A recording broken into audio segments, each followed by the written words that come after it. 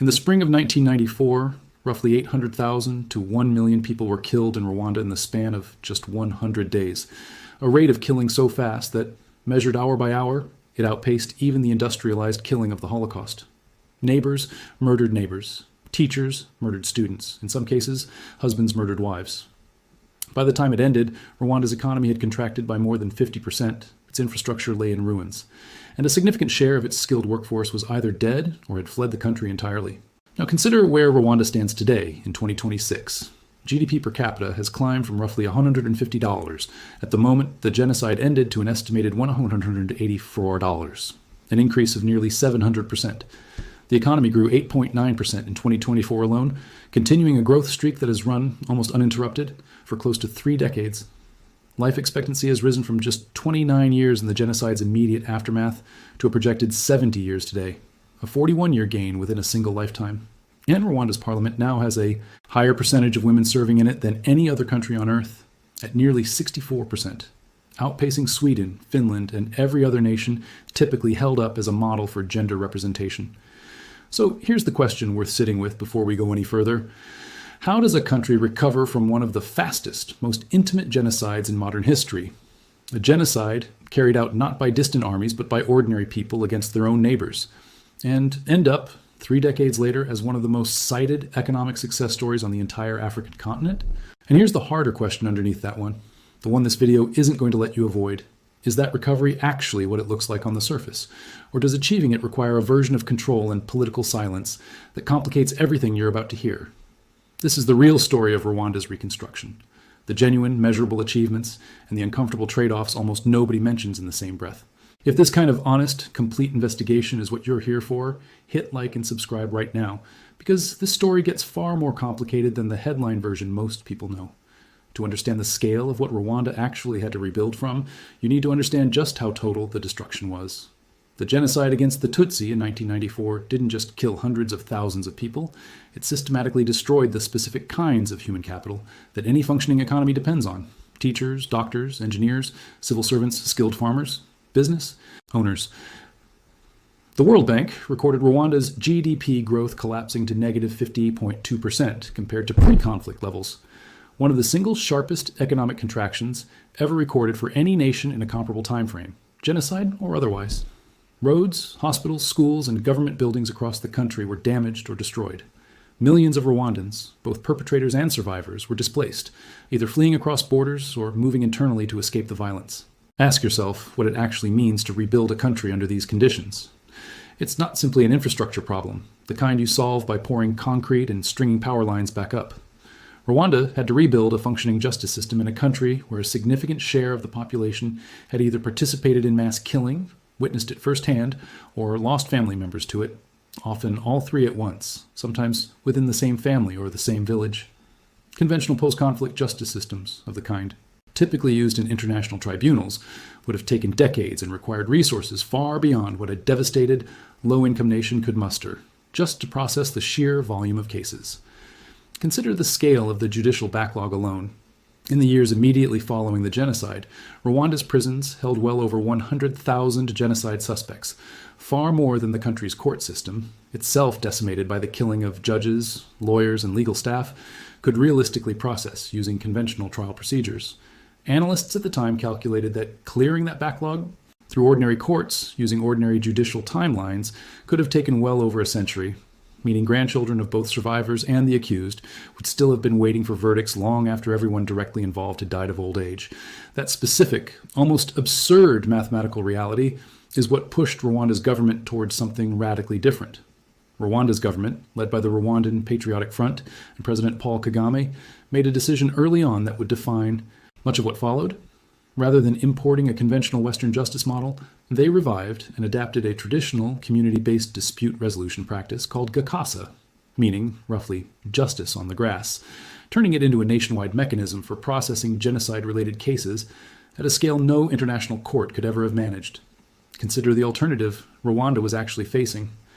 The International Criminal Tribunal for Rwanda, established by the United Nations to prosecute the genocide's most senior architects, took years to process even a relatively small number of the highest profile cases, operating with an international budget, professional judges, and the full institutional apparatus of the UN behind it. Rwanda itself, meanwhile, was holding an estimated 120,000 genocide suspects in overcrowded prisons by the late 1990s, with domestic courts capable of processing only a small fraction of that number each year through conventional trial procedures. At that pace, researchers estimated it would have taken the formal court system somewhere in the range of a full century to work through the existing caseload alone, an entirely unworkable timeline for a country that needed some form of resolution within the lifetimes of both the survivors and the accused. There's a specific number worth pausing on before we move forward, because it captures just how deep the human capital destruction actually went. In the years immediately following the genocide, an estimated 25 to 30% of Rwanda's entire pre-genocide population had either been killed or fled the country as refugees. Entire professional classes, teachers, doctors, judges, engineers, were decimated to the point that some sectors of Rwandan public life effectively had to be rebuilt from close to nothing. The country's international reputation, meanwhile, was defined almost entirely by images of horror broadcast around the world in 1994, a reputation that would take decades of deliberate, sustained effort to fundamentally rewrite into something else entirely. If you want to understand exactly how a country put something like this back together at the community level, subscribe now, because the mechanics of Rwanda's reconciliation process are genuinely unlike anything else attempted anywhere else in the world at this scale. Let's keep going. Between 2001 and 2012, Rwanda's Gakasa courts processed more than 1.2 million genocide-related cases, an almost incomprehensible volume of judicial work for a small, low-income country to handle in just over a decade, achieving what researchers have documented as roughly a 95% completion rate. The mechanism itself was deliberately different from a conventional courtroom. Gacaca proceedings were held locally, often literally on open grass in village centers, blending restorative and retributive justice in a way conventional courts rarely attempt. Perpetrators could confess to their crimes, face judgment from their own community rather than a distant judiciary, and in many cases seek direct forgiveness from survivors and victims' families. Survivors, in turn, were given a public, localized setting in which to share what had happened to them and their families, a form of collective truth-telling that conventional trial processes, built around adversarial legal procedure, simply aren't designed to provide.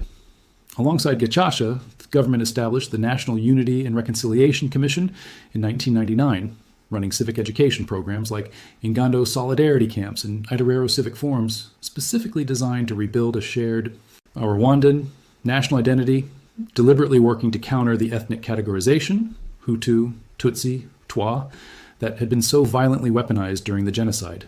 By 2024, these programs had reached more than 500,000 participants. The measurable results of this sustained, multi-decade effort are genuinely striking.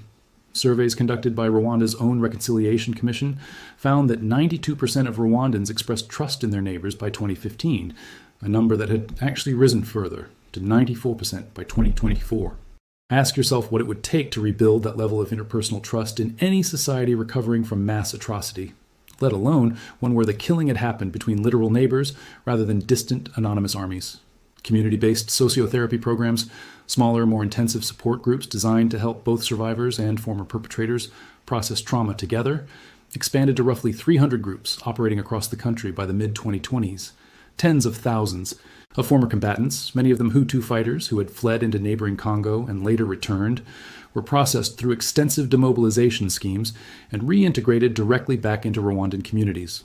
A policy choice that, on paper, sounds almost unthinkable given what those communities had just endured, and yet one that Rwanda's government pursued deliberately on the theory that permanent exile and permanent enmity would guarantee future instability far more reliably than a structured, monitored return.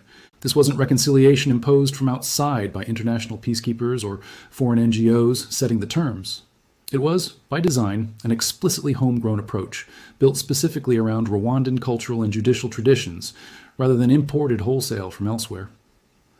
Alongside the reconciliation effort, Rwanda's government pursued an equally deliberate, equally sustained economic strategy, and on the numbers alone, it has been one of the most successful development stories anywhere on the African continent over the past 3 decades.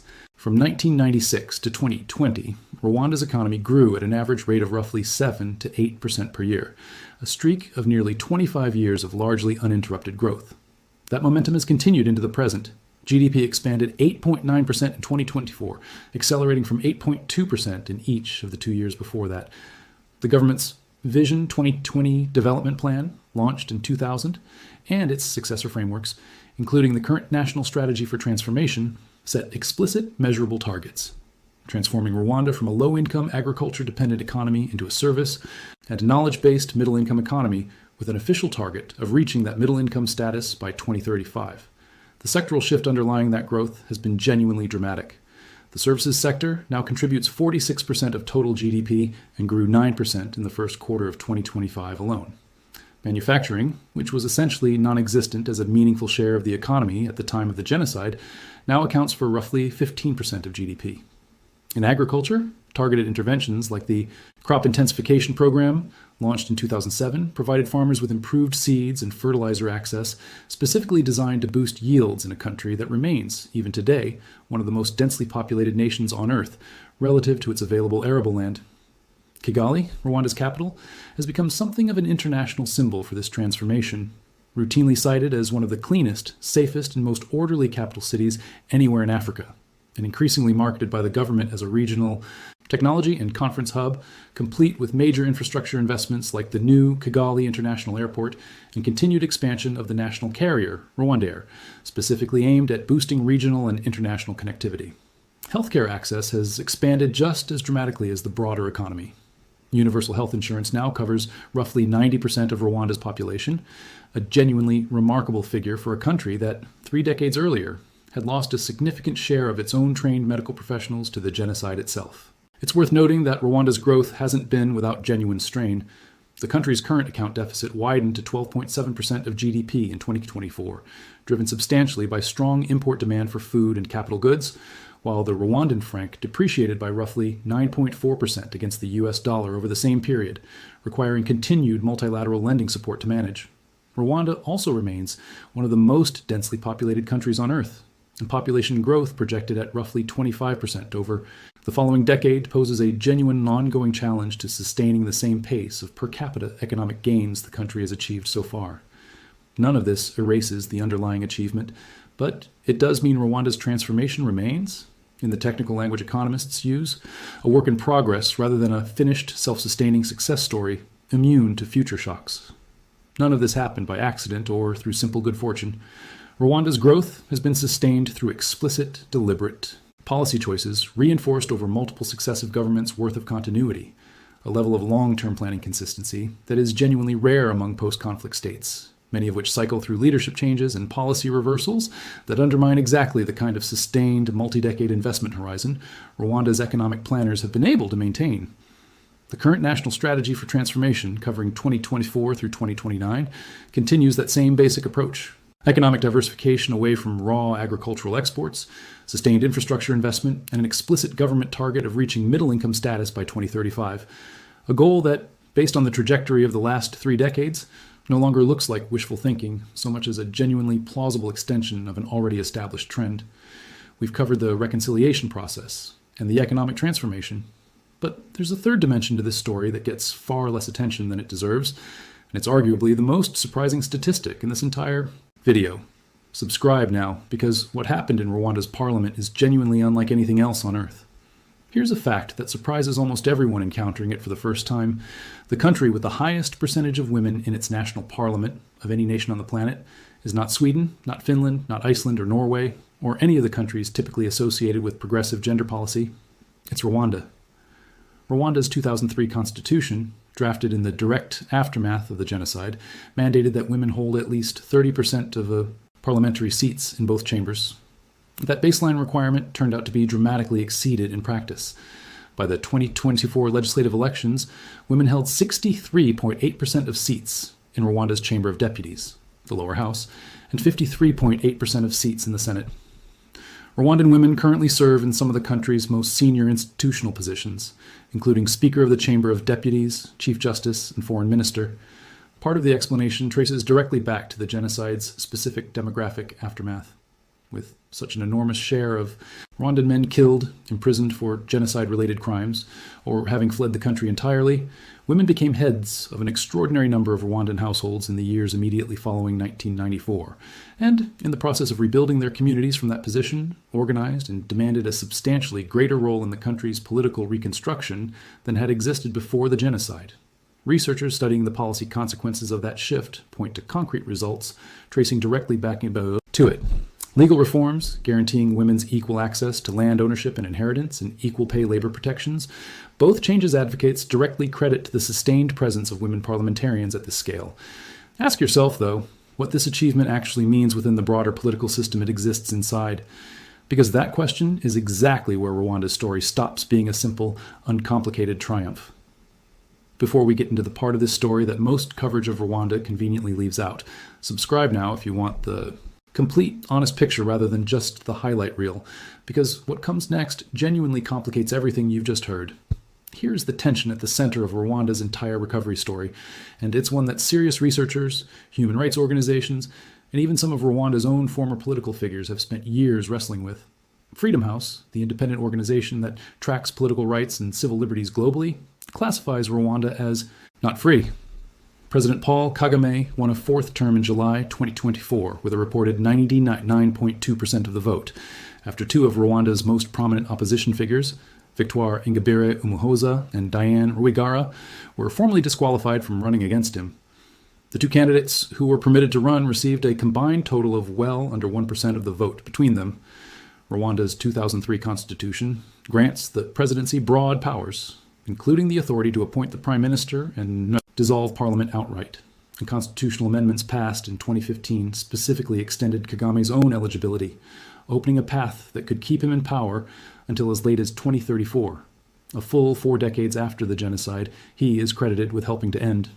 Human rights organizations, including Human Rights Watch, have documented a pattern of surveillance, intimidation, arbitrary detention, and, in some of the most serious documented cases, suspected extrajudicial killings or renditions targeting exiled Rwandan dissidents living abroad.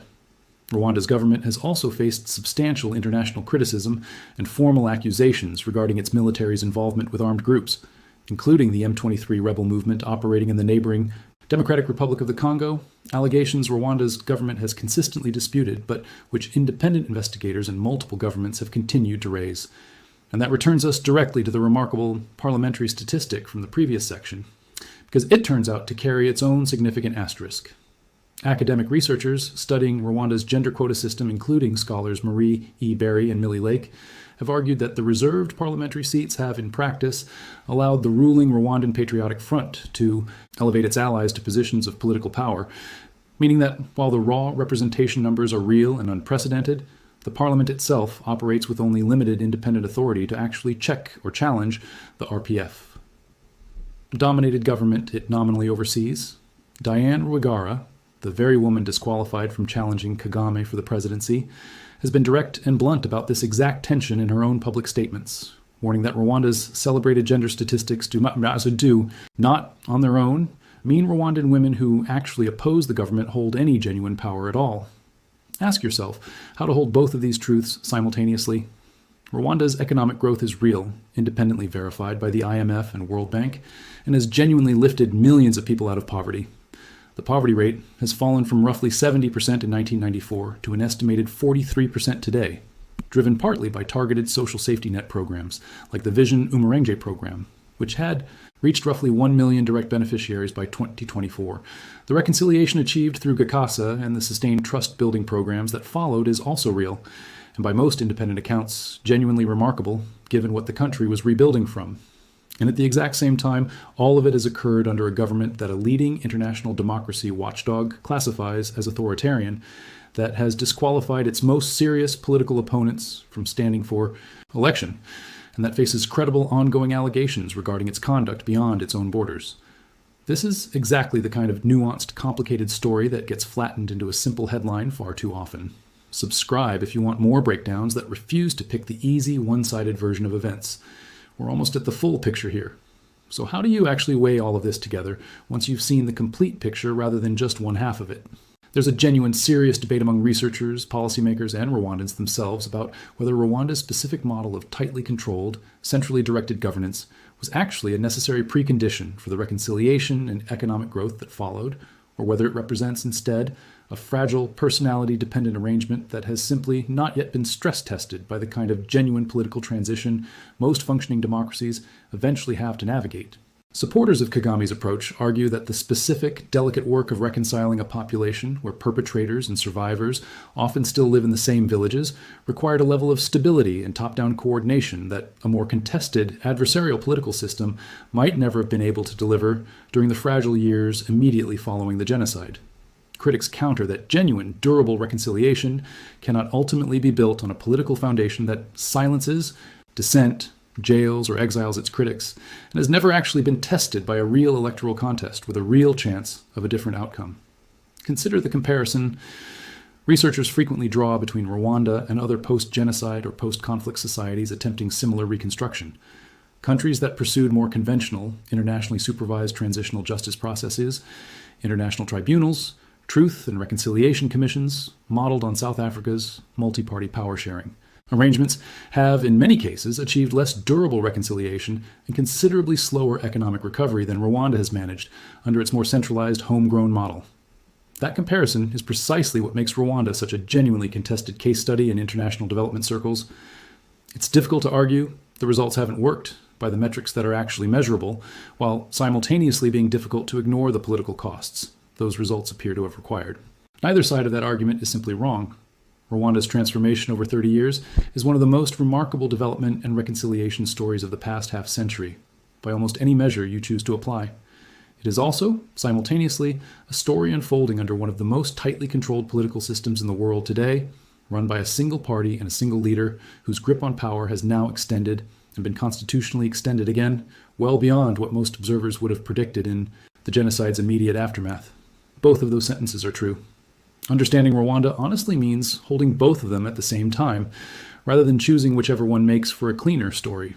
Consider, too, what the historical comparison actually tells us, because Rwanda isn't the only country to have faced a rebuilding challenge of this magnitude.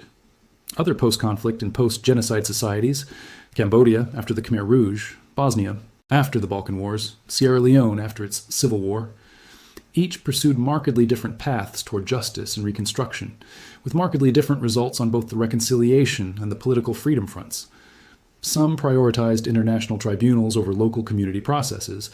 Some allowed genuinely competitive multi-party democracy to re-emerge relatively quickly, even at the cost of slower, messier reconciliation. None of them achieved the specific combination Rwanda has achieved: near total physical and economic reconstruction, measurably high levels of interpersonal trust between former perpetrators and survivors, and sustained double-digit adjacent GDP growth, all under a single, continuously governing political party. Whether that specific combination is replicable elsewhere, or whether it depended on circumstances unique to Rwanda's particular history, geography, and leadership, remains one of the most actively studied and genuinely unresolved questions in the entire field of post-conflict reconstruction. There's also the question of what happens next, which is arguably the most consequential unanswered question hanging over this entire story. Kagame has now led Rwanda for 3 decades, longer than many Rwandans have been alive, and constitutional changes have opened a path that could extend his rule to 2034, 4 full decades removed from the genocide he is credited with ending. No functioning succession framework has ever actually been tested in practice, because no successor has ever actually taken power. Every one of the achievements this video has described, the Gakaka reconciliation process, the economic transformation, the parliamentary gender representation, the healthcare expansion, has been built and sustained under the leadership of one specific individual and one specific ruling party. What happens to that entire architecture the day that arrangement finally inevitably changes is a question nobody, including many Rwandans themselves, can currently answer with any real confidence. So here's the question I'll leave you with. If a country's remarkable recovery from mass atrocity depends on the kind of political control Rwanda has maintained for 3 decades, is that recovery something the world should hold up as a model to be replicated elsewhere? Or is it a warning about exactly how much freedom a traumatized society might be willing to trade away in exchange for stability? And what happens to that bargain once the one leader who built it is eventually gone? If this gave you the fuller, more honest version of Rwanda's story than you'd typically find, subscribe, and tell me in the comments which side of this debate you land on. I want to hear what you think.